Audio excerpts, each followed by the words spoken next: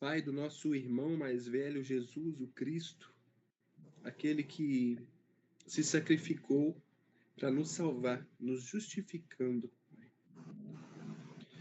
Obrigado, Senhor, pela presença do Teu Santo Espírito, que faz com que possamos nos aproximar do Senhor a cada dia. E nesse momento, eu clamo ao Senhor por misericórdia, para que o Senhor possa guiar, ó Deus, esse estudo, para que possamos de fato entender a verdade, que o Senhor possa, papai, nos libertar, ó Deus, através desse estudo, que o Senhor possa nos libertar dos nossos pecados e que possamos ver, papai, ainda mais a sua glória através de Cristo Jesus, papai. Guia-nos, guia o Tiago nessa noite e dá para nós, ó Deus, entendimento e sabedoria, por graça e misericórdia, é o que nós te pedimos e já te adoramos e agradecemos em nome de Jesus. Amém. Amém. Amém. Amém. Vamos então iniciar nossa aula. Nós vamos fazer uma breve retrospectiva, né? E depois nós vamos iniciar. Antes de mais nada, a dona Edelaine falou que ela vai, por causa das complicações, né, que vocês vocês já sabem, elas não vão participar hoje.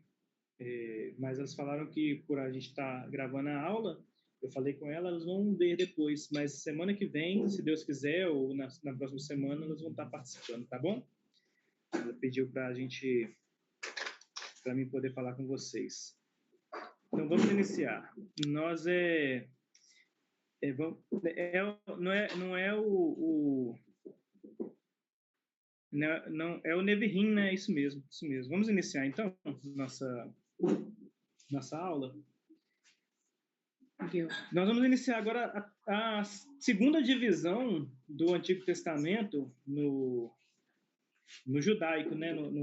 Na divisão judaico-cristã. O que os judeus usavam.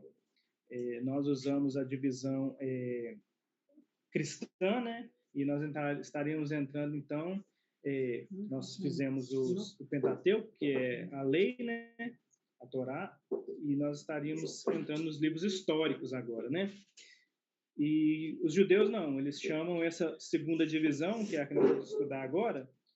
Vocês vão ver que a partir de agora, meio que nós não vamos seguir a linha de livros que a Bíblia segue. Nós vamos seguir a linha que os judeus seguiam na leitura bíblica deles, tá bom?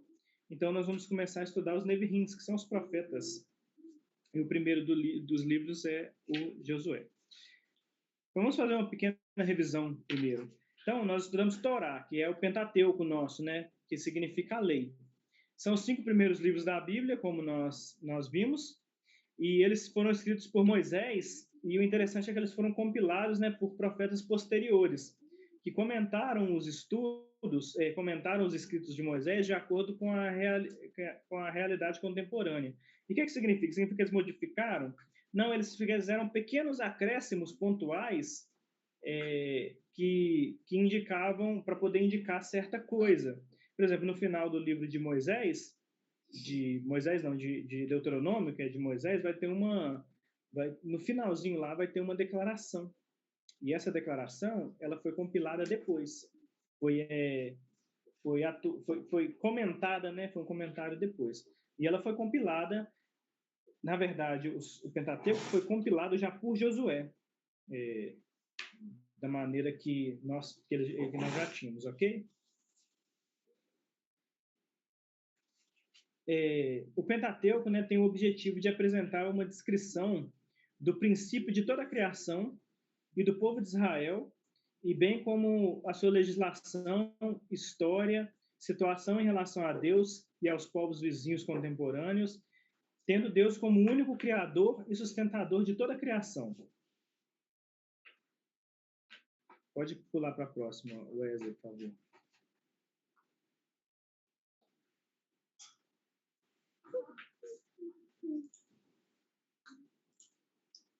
Pode pular para a próxima, Wesley. Acho que demora um pouco, né? Então, o Pentateuco e a Torá, né, ela apresenta uma narrativa da trajetória do povo hebreu desde seu início com os primeiros humanos, apresentou, né, queda, decadência humana em decorrência do pecado, santa ira e justo julgamento divino, separação dos patriarcas, exílio, libertação, legislação, constituição em nação, instituição da teocracia, conflitos internos, conflitos externos, conflitos com a liderança, conflitos com a teocracia de Deus. Nós vimos isso tudo. Nós acompanhando à medida que a gente foi estudando, você viu tanto de coisa que nós vimos. Nós vimos todos esses conflitos, nós vimos toda essa trajetória e como que termina, né, de certa forma, o livro do Pentateuco, que nós vamos quando nós vamos iniciar Josué, é de uma maneira maravilhosa, porque apesar desses conflitos todos, aparentemente nós temos um povo que parece estar no caminho certo, né? Pode passar para a próxima, o Wesley, por favor. Então nós vimos todos esses conflitos, nós vimos tudo isso daqui, esse resumo é só para a gente poder refrescar na mente do que a gente viu, né, de uma maneira mais panorâmica, mas nós vimos todos esses conflitos. E, de fato, a Bíblia é um livro assim, muito real, muito realista. Ela não esconde, né, de nada dos erros que as pessoas cometeram e da forma que as pessoas trataram, né, umas às outras, esses conflitos todos. É bem real mesmo. Tiago, não apareceu ainda, não? Ainda não. Eu vou ler aqui no meu computador e depois, quando aparecer, vocês têm aí para poder acompanhar. O conjunto completo termina com a morte do maior profeta de todos os tempos, na visão dos comentaristas posteriores de toda a Tanakh. Moisés, né? Na verdade, Moisés vai ser chamado dessa forma, né? O maior profeta do Antigo Testamento, o maior profeta depois de todos os tempos. Na verdade, depois de Cristo, visto como um profeta, não há outro profeta que foi igual a ele, sabe? Igual a Moisés. Mas depois Deus vai falar sobre um profeta, Jesus, né, vai falar sobre um profeta no Novo Testamento que, de certa forma, foi superior. Mas eu vou deixar isso aí para o Wesley quando ele for passar, né, a aula dele. Esses escritores e profetas, eles têm a esperança seguinte: eles têm esperança e fé em Deus, que Deus enviará um profeta, mediador e governante como Moisés para os libertar. A Torá nos deixa com Josué como líder de Israel na frente da terra prometida. O que eu quero dizer com isso tudo? Antes de nós iniciarmos o livro de Moisés. Nós temos então agora o povo sem Moisés. Moisés acabou de morrer. Antes de morrer, Moisés coloca Josué no cargo de liderança. Só que agora, se você assim, for sensível para isso, você vai perceber que agora é uma lacuna. A maneira com que Moisés se relacionava com Deus e se relacionava com o povo era sem igual. Nunca vai ter outro profeta que se relacionou da mesma maneira. Até como mediador, falando com Deus da mesma maneira, subindo ao monte, recebendo de Deus a própria lei e podendo falar com Deus da maneira que falou. Moisés é único. E eles estão órfãos, sabe? O povo de Israel ficou órfão quando Moisés morre. Desse profeta. Mas é interessante porque o objetivo do livro, né, dessa passagem, é demonstrar que, na verdade, tudo que Moisés foi, tudo que ele representa, era Deus na vida dele. Era Deus agindo através de Moisés. Lembra a tônica que nós usamos sempre? Deus quer abençoar o mundo através de Israel. E não é através de certas pessoas, né, Larissa? Então Deus usou Moisés para abençoar o mundo. E agora Moisés já não está mais entre o povo, ele morreu. E agora? Continua. Deus é o protagonista. Ele é o principal da história. Então, da mesma maneira que ele usou Moisés, há uma esperança, e os escritores, os próprios profetas falam que tem expectativas para profetas posteriores. E, principalmente, a Torá termina, né, o Pentateuco, com a esperança de um profeta que superasse Moisés. E então nós temos Josué.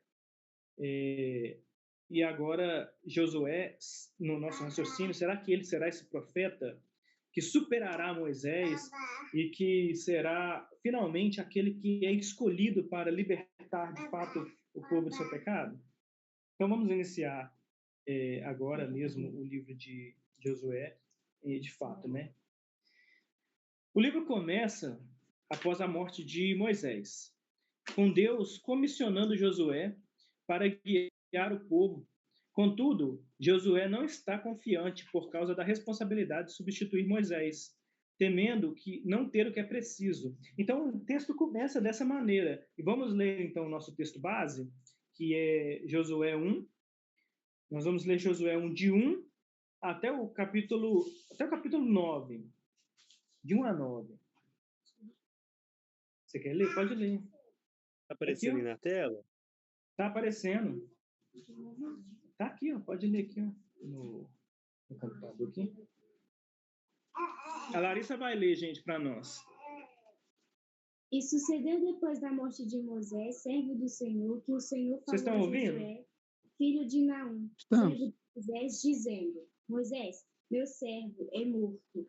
Levanta-te, pois, agora, passa este Jordão, tu e todo este povo, a terra que eu dou aos filhos de Israel. Todo lugar que pisa a planta... Todo lugar que pisar a planta do vosso pé, vos tenho dado, como eu disse a Moisés. Desde o deserto e o Líbano, do Líbano até o grande rio, o rio Eufrates, toda a terra dos heteus, e até o grande mar para do poente do sol será o vosso termo. Ninguém te poderá resistir todos os dias da tua vida. Como fui com Moisés, assim serei contigo. Não te deixarei nem te desamparei. Esforça-te e tem bom ânimo, porque tu farás a este povo herdar a terra que jurei aos seus pais lhe daria. Então somente esforça-te e tem muito bom ânimo para teres o cuidado de fazer conforme a toda a lei que meu servo Moisés te ordenou. Dele não te desvieis, nem para a direita, nem para a esquerda, para que prudentemente te conduza por onde que andares. Não se aparte da boca o livro desta lei, antes medita nele dia e noite, para que tenhas cuidado de fazer conforme a tudo quanto nele está escrito. Porque então farás prosperar o teu caminho e será bem sucedido. Não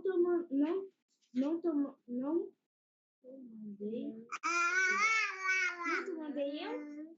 Esforça-te e tem bom ânimo. Não temas nem te espante, porque o Senhor teu Deus é contigo.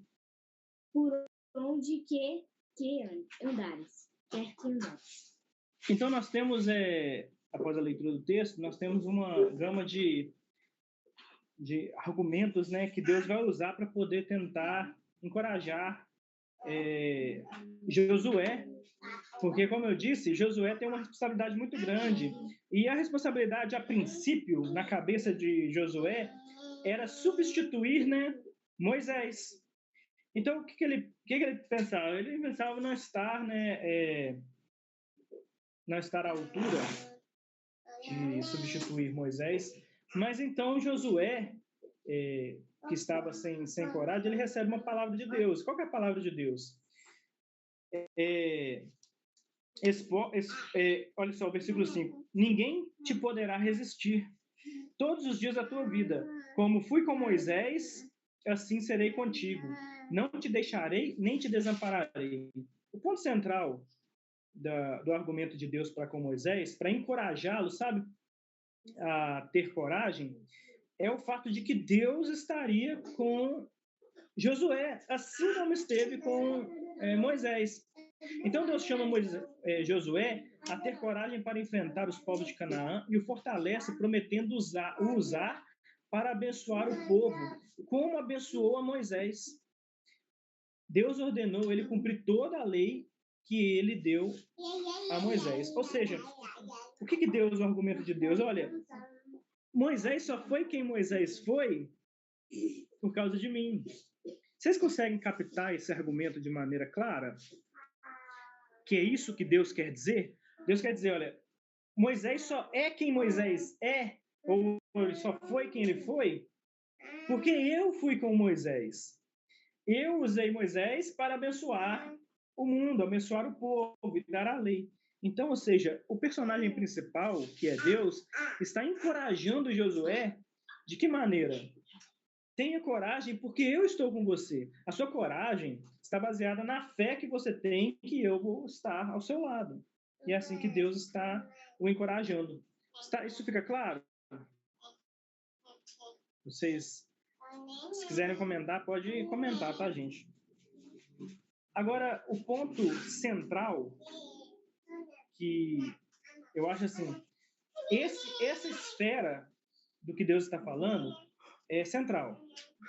Mas existe um argumento que Deus usa como base para que Josué tenha coragem. No texto que eu dei a vocês conseguiram identificar qual que é o argumento que Deus dá a Josué para que ele encontre coragem, para que ele se mantenha firme?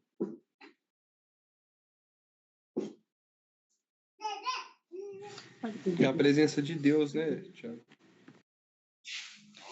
A presença de Deus. Mas onde Deus ordena que Josué, para onde a presença de Deus aponta que Josué deveria buscar encontrar a coragem, ou melhor, ter o ânimo para que ele pudesse utilizar disso para guiar o povo.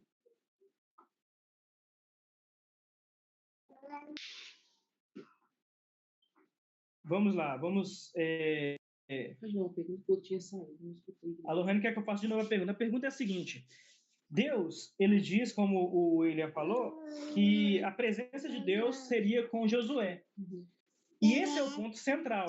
Só que, em relação a isso, Deus vai dar uma ordem a Josué, que é a ordem que ele vai dar, é onde Deus está apontando e ordenando que Josué siga o caminho que ele deve seguir, que ele deve se esforçar para seguir, para que assim ele possa guiar o povo. E o que Deus dá, qual que é o presente que Deus dá a Josué e onde ele ordena que Josué se baseie para poder seguir e guiar o povo? Oi? Eu estou errado, mas queria meditar na lei de dia e de noite? Vamos lá, isso, muito bem. Vamos ler o versículo 7. Eu vou ler o versículo 7 e o versículo 8. E diz assim: então somente, logo após Deus falar, como o William falou, a minha presença vai com você, tenha bom ânimo. Mas aí ele fala no 6, esforça-te, tem bom ânimo, porque você vai fazer toda essa povo herdar a terra, né? Só que o versículo 7 ele vai repetir o esforça-te e o tem bom ânimo, apontando para algum lugar. Vamos lá. Então somente versículo 7. Então somente esforça-te e tem muito bom ânimo para teres o cuidado de fazer conforme toda a lei que o meu servo Moisés te ordenou. Dela não te desvies nem para a direita, nem para a esquerda, para que prudentemente te conduzas por onde quer que andares. Já o versículo 8 é um paralelo com o versículo 7. Eu vou explicar isso. Versículo 8. Não se aparte da tua boca o livro desta lei. Antes, medita nele de dia e de noite, para que tenhas o cuidado de fazer conforme a tudo quanto nele está escrito. Porque então farás prosperar o caminho e o teu caminho serás bem-sucedido. Ou seja, como o Gabriel disse, onde Deus ordena que Moisés aplique o seu bom ânimo e se baseie para poder estar cuidando, né, do povo, é na lei. E o que é a lei? Como eu disse para vocês lá eu escrevi isso no nosso grupo, a Bíblia agora vai começar, a partir de agora, nós já temos Josué, William, já tinha a Torá, né, que é o Gênesis, Êxodo, Levítico, Números e Deuteronômio completo. Ele já tinha isso completo. Isso foi escrito e deixado por Moisés. E a partir de agora, toda a Bíblia vai apontar para isso. Todo o Antigo Testamento vai ficar apontando para esses livros. E eles vão ter vários nomes, como eu disse lá no grupo: lei, vontade, palavra, caminho. Até aqui no texto aqui, ó, o livro, né? O livro desta lei. E por que isso acontece? Por que Deus ordena que Josué leia o livro, medite no livro, se prepare com o livro, use o livro da lei, que é de fato a Torá. Sendo que Deus disse, como o William falou, que estaria presente todos os dias. Não seria bem mais fácil se Deus, por estar presente todos os dias, como ele esteve com Moisés, né?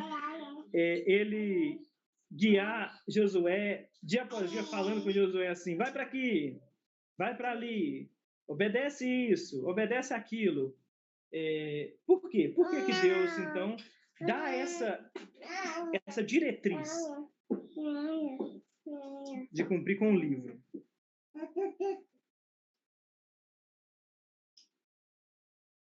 O que vocês acham mais fácil? Deus está lá presente o tempo todo, sabe, Larissa? Falando com Josué, ou ele dá um livro para que Josué lesse?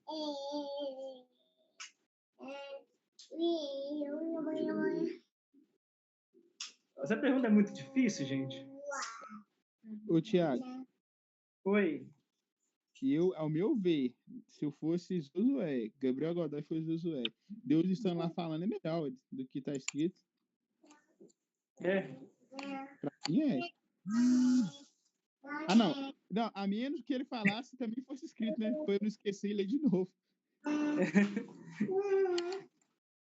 Então seria melhor Então é melhor Deus falando do que o livro. Não necessariamente. Mas naquele momento, sim. Porque surgiu uma dúvida, eu falo, mas Deus, é isso mesmo? Vê se eu estou interpretando errado. Eu acredito que com Deus falando com ele é melhor. Deus está lá.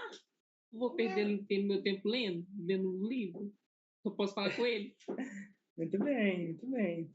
Que alguém mais quer comentar, gente? Esse tema parece ser tão... Parece mesmo, de verdade. Deus o tempo todo está ali falando com você o tempo todo. Isso é incrível, né? Ô, Tiago, melhor ainda, se tivesse alguém anotando tudo. Aí eu ia voltar e ler, para contar de novo. Mas qualquer dúvida, eu ia perguntar a Deus, entendeu? Muito bem. Alguém mais quer comentar? Senão eu já vou dar continuidade. Então, é o seguinte. A gente acredita... Sabe o que acontece? A gente, quando lê a Bíblia, a gente acha que Deus está fazendo isso, sabe? Toda hora ele está falando. A gente acredita que, assim, que Deus está o tempo todo... no final do dia, por exemplo, Deus ia lá e falava com Moisés. E no final do dia, Deus ia lá e falava com Abraão. A gente acredita que, assim, Noé, quando estava construindo a arca, toda hora Deus chegava e falava: e aí, Noé, como é que está a construção da arca? E com Josué, por exemplo, também a gente acredita que é a mesma coisa, né? Josué estava ali, aí Deus do nada aparecia, mandava um anjo e falava com Josué assim: Josué, eu quero que amanhã você faça isso, prestando um relatório diário. Vocês acham que era assim que funcionava? Vamos lá, gente. Vocês acham que era assim que estava acontecendo? Não, nem assim também não. Não, não falo assim, eu aproveitaria da presença dele. Vocês já pararam para, assim, ó, já viram em algum lugar ou pararam para poder analisar quantas vezes Deus falou no Antigo Testamento com alguém, seja através, como Hebreus vai falar, visões, aparições, ou até a própria voz dele? Quantas vezes Deus falou para profetas? Vou dar um dado aqui para vocês, para poder ajudar na compreensão. É difícil, não dá para... Esse dado aqui foi eu que fiz o cálculo, tá? Então, vocês me perdoem aí pela falta de exatidão. Mas, hipoteticamente, aproximadamente, Deus falou 50 vezes com aproximadamente 50 pessoas no Antigo Testamento. Sejam eles profetas, isso registrado na Bíblia, tá? Está registrado na Bíblia. Então, aproximadamente, Deus falou 50 vezes com 50 profetas. Aí, quando você vai fazer um cálculo disso, aí o que eu fiz? Eu fui mais adiante, assim, para poder... hipoteticamente, eu falei, é óbvio que Deus não falou, porque a Bíblia vai dizer que ele falou com outras pessoas. Por exemplo, ele falou com pessoas que nem eram profetas de Deus, como Balaão, sabe? Então, eu coloquei um número imaginário maior.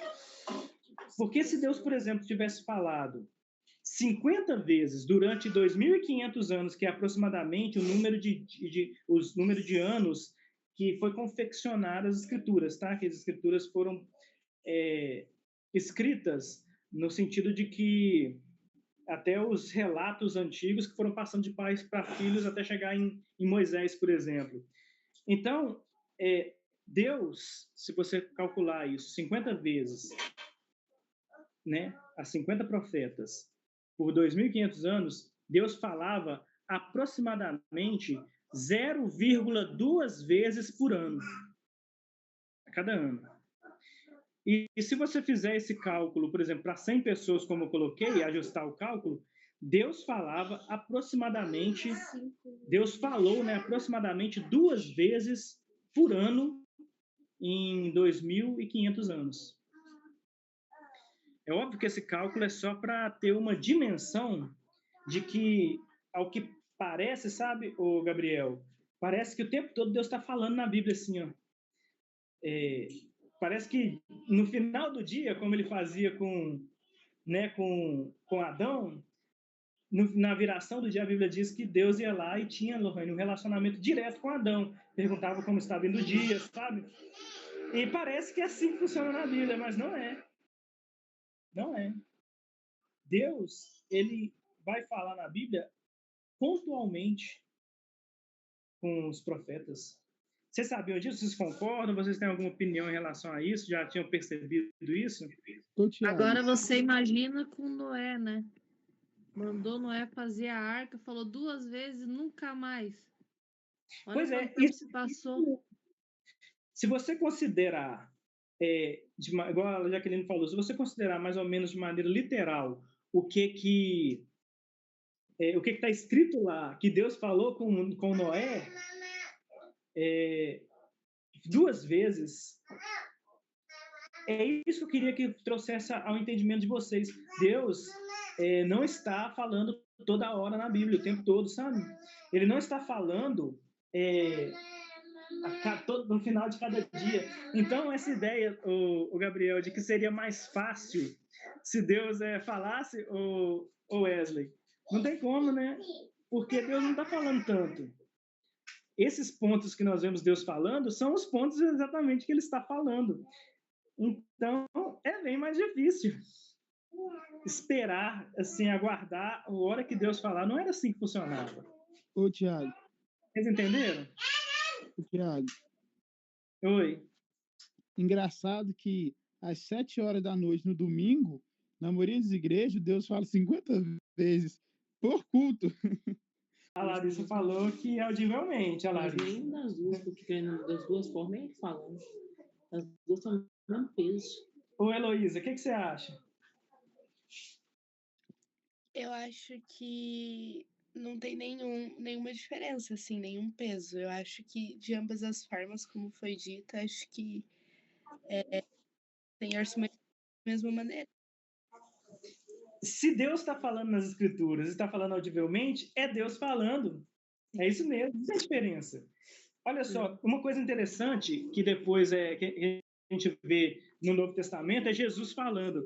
A maioria das vezes que Jesus vai estar falando, quando ele não está citando uma parábola, ele vai estar, quando ele está debatendo, por exemplo, até com os fariseus, ele vai citar textos do Antigo Testamento. Muitas das vezes das quais Jesus vai falar, das falas de Jesus, é Jesus citando o Antigo Testamento. E vamos lá, vamos estabelecer. Jesus é Deus, correto? Ele é o Senhor. O que ele falar é Deus falando. E por que Jesus opta, quando ele vai falar, por citar textos do Antigo Testamento para poder ensinar? Porque são palavras dele. Ele já tinha falado, ele só repetiu o que ele falou. Não é? Porque é a palavra dele. Na verdade, quando Jesus cita o Antigo Testamento, olha só uma coisa que Jesus fala várias vezes. Jesus fala assim, Larissa, várias vezes, ó. Graças te dou, ó Pai, porque eu estou fazendo a sua vontade e não a minha. Interessante, né? Ele faz essas orações. Às vezes ele vai falar, igual nós estávamos meditando ontem aqui em casa. Ele vai orar a Deus em Mateus, num certo texto de Mateus, e vai falar assim: graças te dou, ó Deus, porque é a tua vontade sendo feita. Pois é, mas Jesus é Deus, e a vontade de Jesus também estava sendo feita. Por que ele agradece a vontade de Deus? E por que em certos textos ele vai citar texto do Antigo Testamento e falar assim com os fariseus: você não leu esse texto? É porque é a palavra de Deus, meus irmãos. Então, quando Jesus cita a palavra de Deus, ele está dizendo que aquilo é eficaz, aquilo é perfeito, aquilo é puro, é bom, é aceitável. Vocês estão entendendo? Isso ficou claro? É óbvio que às vezes parece que ficou óbvio, né? Claro, mas é bom a gente sempre voltar e refletir sobre isso. Vocês entenderam, então? Aqui, quando Deus vira para Josué, vamos lá no versículo 7, que é a introdução do livro de Josué. Como que Deus quer introduzir o grande livro de Josué e introduzir a maneira com que Josué vai guiar o povo? Porque Josué está no primeiro ano ali da sua liderança, no início da sua liderança, Moisés acabou de morrer. O que Deus diz para Josué se basear? Olha, isso aqui que você tem que guardar, é a coisa mais importante, faça isso para você guiar o povo. Deus, ao invés de dizer, eu vou todos os dias aqui te guiar, ele fala, tão somente, versículo 7, esforça-te e tem muito bom ânimo, ou seja, gasta a sua energia, tenha coragem para teres o cuidado, de fazer conforme toda a lei, e a lei aqui é a Torá, é o Antigo Testamento, é o Pentateuco, o Antigo Testamento, o Pentateuco, fazer conforme toda a lei que o meu servo Moisés te ordenou. Da lei, não desvies nem para a direita, nem para a esquerda, para que prudentemente te conduzas por onde quer que andares. E o versículo 8, como eu disse, é um paralelo ao versículo 7, que é meio que um acréscimo a essa ordenança. No versículo 8, ele está dizendo a respeito da pessoa de Josué, como que ele deve se comportar em relação às Escrituras. Então, como que ele deve se comportar? Como que deve ser o sentimento dele? Coragem e esforço. Naturalmente, como a gente pensaria que é um grande militar, porque Josué é um líder militar, ele é um general. É um grande general, um grande militar que vai lutar, você deveria dizer para ele assim, Larissa e Miguel, sejam fortes para poder lutar. Seja forte, Josué, e corajoso, como é diferente dos espias que tiveram medo dos gigantes, cananeus, sabe? Tenha coragem para pegar na espada e ir lá, lutar. Não, ele fala, tenha coragem para ler a Bíblia e obedecer. Deus está indicando que a coragem de Josué deveria estar, e o ânimo dele deveria estar todo voltado, primeiramente, para cumprir a lei. E aí nós percebemos que como que deve ser o sentimento dele em relação à lei. Já o versículo 8 já vai falar sobre um paralelo, explicando o paralelo do versículo 7. Não se aparte da tua boca o livro dessa lei, antes medita nela de dia e de noite, para que tenhas o cuidado de fazer conforme tudo quanto nele está escrito. Porque então farás prosperar o teu caminho e serás bem-sucedido. Ou seja, Deus está dizendo para Josué, assim, nessa grande comissão de Josué, a minha palavra que Moisés deixou para você, aquilo que nós estudamos, o panorama todo da Torá que nós estudamos durante meses, né? É suficiente, Josué, para você guiar o povo. É o que eu falei, é perfeito e eu aprovo. Eu aprovo. Então, quando nós formos estudar o cânon bíblico, por exemplo, e formos ver se houver alguma dúvida, será que o Pentateuco é a palavra de Deus mesmo? O próprio Deus está dizendo, sim, é o que eu disse, é o que eu aprovo e é o que eu desejo para vocês. É perfeito. Ficou claro? Isso tá... Então, a tônica tenha força, Josué. Se prepare, Josué. E como que você deve se preparar? Lendo a Bíblia. Lendo a Bíblia. Fica isso aqui para vocês hoje, nesse início de aula, pelo menos, né? nessa introdução, pelo menos, como incentivo, sabe? Tudo aquilo que nós lemos na Bíblia, o próprio Deus está dizendo que é suficiente para você, para se incentivar. E Deus está dizendo que você deve ter coragem e se esforçar para ler, né? No mundo que a gente vive, geralmente as pessoas acham que a leitura bíblica está relacionada a uma boa disposição para ler, sabe? Como assim? O que eu quero dizer? Ah, não, hoje se eu estiver assim com vontade de ler, eu vou ler. Ou a pessoa fala assim, nossa, hoje o dia passou tão corrido e nem deu tempo de eu ler. Ou, nossa, eu estava tão desanimado e não consegui ler. E também há outras abordagens que são completamente erradas. Como, por exemplo, eu vou ler a Bíblia porque eu estou tão desanimado e, às vezes, Deus tem uma palavra ali para me animar. Isso também é uma abordagem errada, queridos. Ontem nós meditamos sobre isso. Como você aborda a Bíblia também, a sua leitura nela, pode estar errado. Às vezes você está muito triste e você acha que na Bíblia você vai encontrar um livro, um texto, um trecho que vai te deixar alegre. Só que essa não é a abordagem certa. Porque qual que é a abordagem certa? A abordagem certa não é que você vai à Bíblia para encontrar o bom ânimo. Deus está dizendo, esforça-te, e eu vou parafrasear, tome vergonha na cara e leia. Crie coragem, crie tempo na sua agenda diária, tenha ânimo na sua agenda diária, se preparem e façam, e com cuidado, se preparem para isso. E não é um livro, como eu disse, no qual você, não é um livro que você vai tirar dele, porque você está triste no dia, não estou muito triste hoje, eu estou muito abatido, quem sabe na Bíblia eu encontro um ânimo. Não. Você vai na Bíblia, como o versículo 8 diz, não se aparte da tua boca o livro, medita nele de dia e de noite. Ou seja, o livro, gente, a Bíblia, é um livro para que você, e a palavra meditar,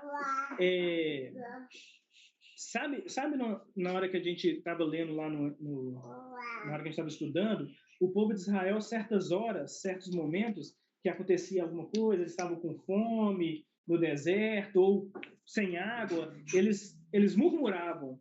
Sabe o que significa a palavra murmurar? No hebraico, a palavra murmurar, o murmúrio que está lá, é o som que o pombo faz.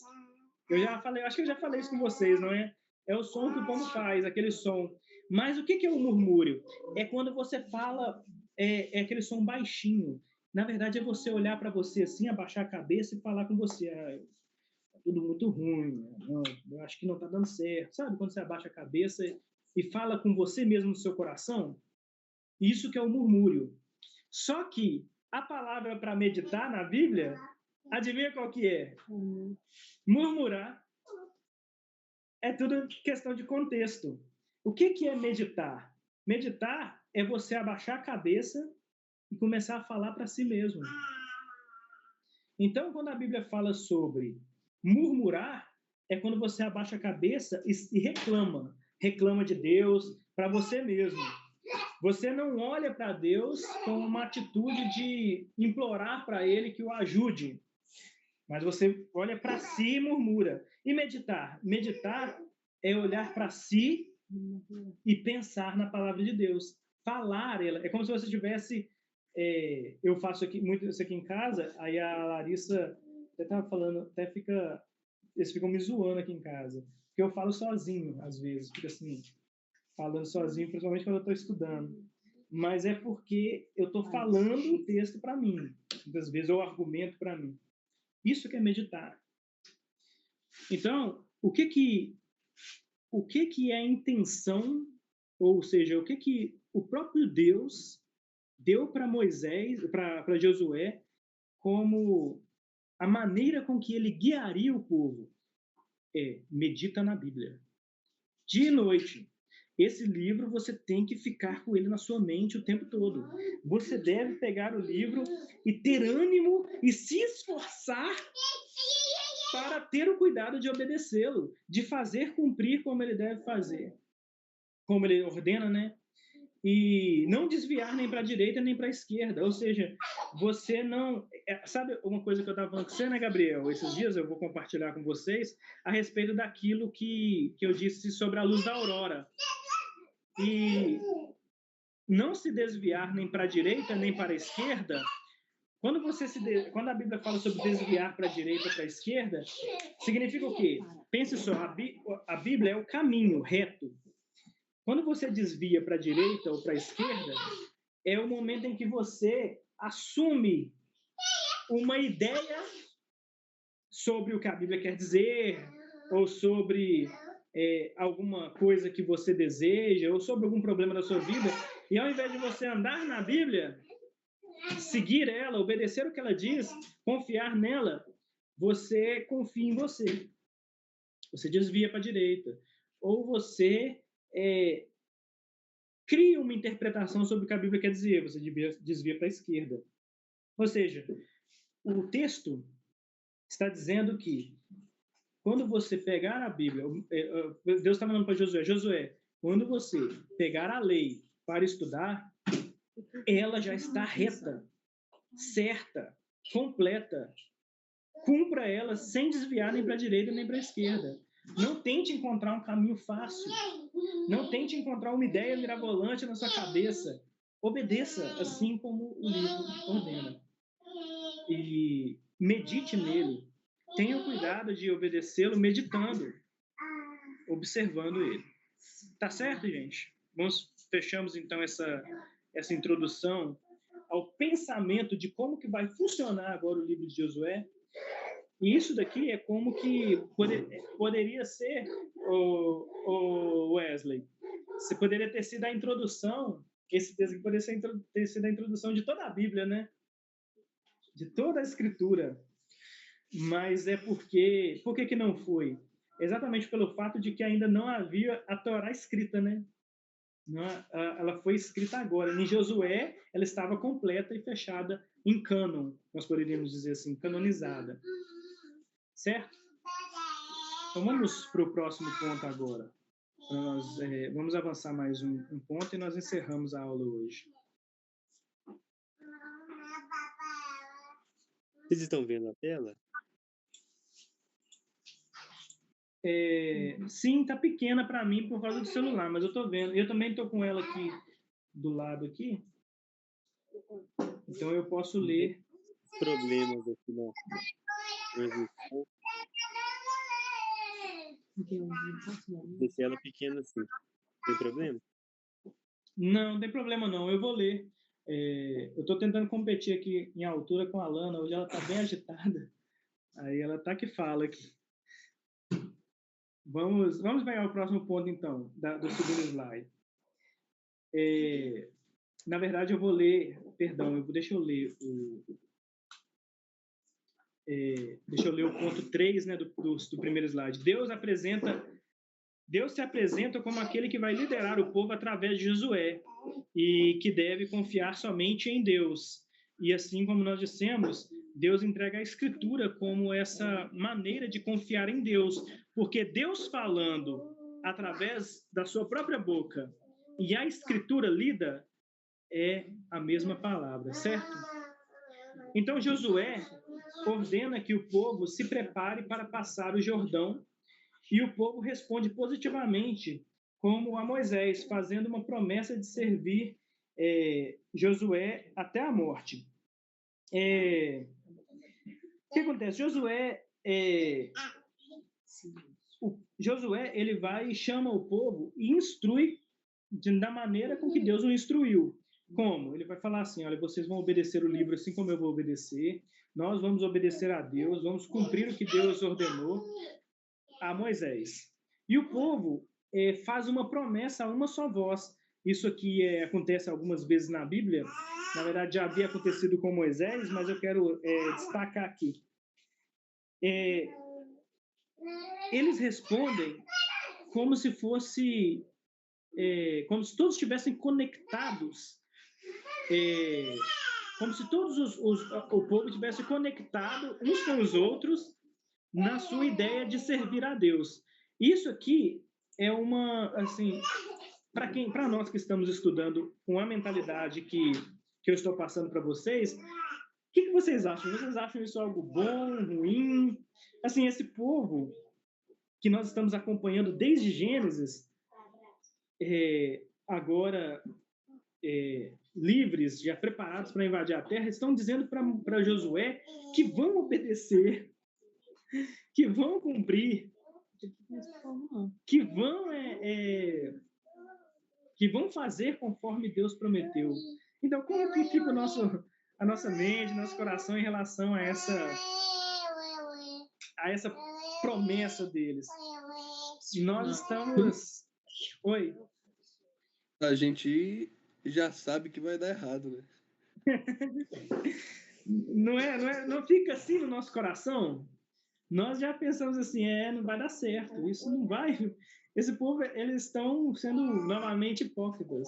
Mas, como a Lohane disse e o William Christian disse, isso é algo que, naturalmente, na perspectiva que nós estamos tendo, não vai dar certo. Mas eu queria falar para vocês uma coisa interessante. É que essa geração é a melhor geração, a geração que vem no final de Números, é a melhor geração que nós vamos ver na Bíblia, de pessoas, servos de Deus. Nós vamos ver isso, eu vou apresentar isso para vocês. É óbvio que eles têm falhas, mas de todas as gerações do povo de Israel, é a melhor que tem. É para poder... Sabe o que é isso? É para